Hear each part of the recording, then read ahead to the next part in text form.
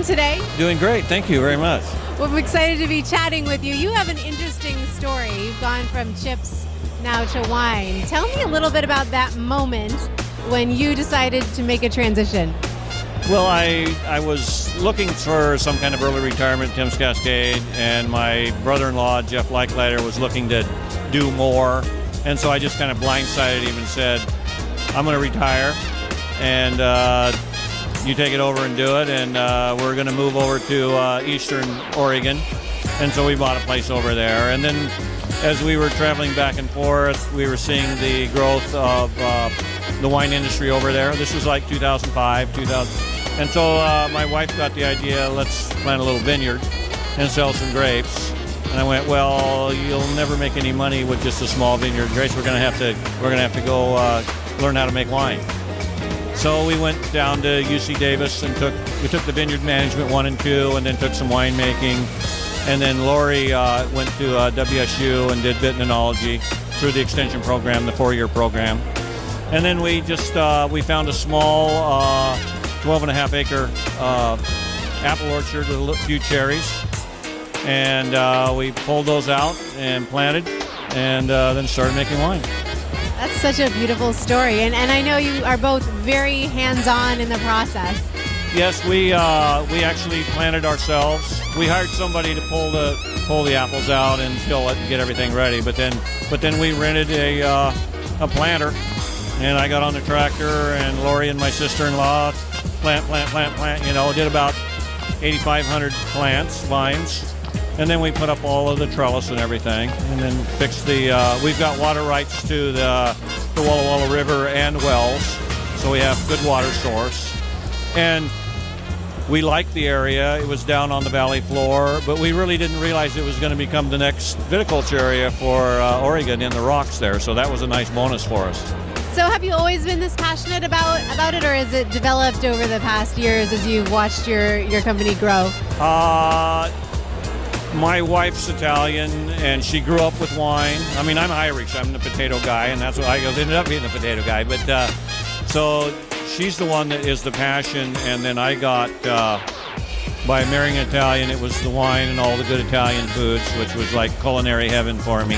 And my mom's from Oklahoma, and it's meat, potatoes, and salad every night, which is good, Mom. But yeah, and so you develop the passion because it's new, and you see the vines to wine scenario, and just, as you're labeling, we have our own bottling line. We do our own labeling and foil. We're totally vertically integrated because we want to know everything about it ourselves and not hire somebody.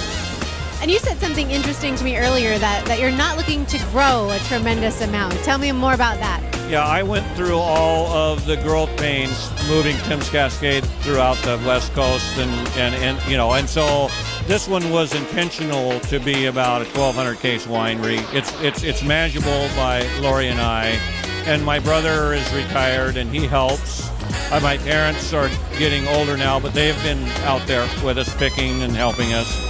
And so if we can just sell out every year and bring on our new vintages, that's all we want to do. Just do West Coast. Just probably Oregon and Washington, maybe a little bit of NorCal, but that'd be about it. Yeah, there's a lot of big names here at the Seattle Wine and Food event, and also some really brilliant, intimate, smaller companies like yours.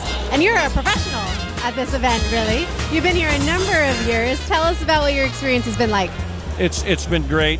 We've been here since the very first one. We met Jamie at another event in Oregon, and she invited us to be part of it, and we did that.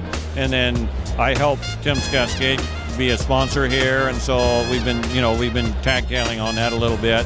But every year, we get something good out of it. I mean, we find a distributor this year potentially. We found a couple of accounts the year before. It's just a great event, and to try to showcase that there's wines over there on the east side of the states. Yeah. What's the most inspiring part about attending this event for you? I think what's neat about it is we get to see friends and relatives that we don't see very often because we're down over there. So, like for instance, today, one of our sales scouts for Seattle is here. Lori's mom is here. Our daughter's here, and so it's just kind of like a family event for us. sounds like a family event, and that's part of what I love about this event. There is definitely a sense of community. So as a mentor in this community per se, what advice would you give people attending for the first time? I think take your time, go down every row, sample everything, stop and ask questions and get to know, and then come back the next year because it's repeat. And so, people are running over to get the beer at Stella Artois or going to get the Top Pot donuts or whatever, and it's just a really well done event. And I think people appreciate it. Yeah, absolutely. Thank you so much for speaking with me. Is there a way for folks to find out more about your winery? They can go to our website at www.doncarlovineyard.com. Great. Thank you so much. I appreciate your time.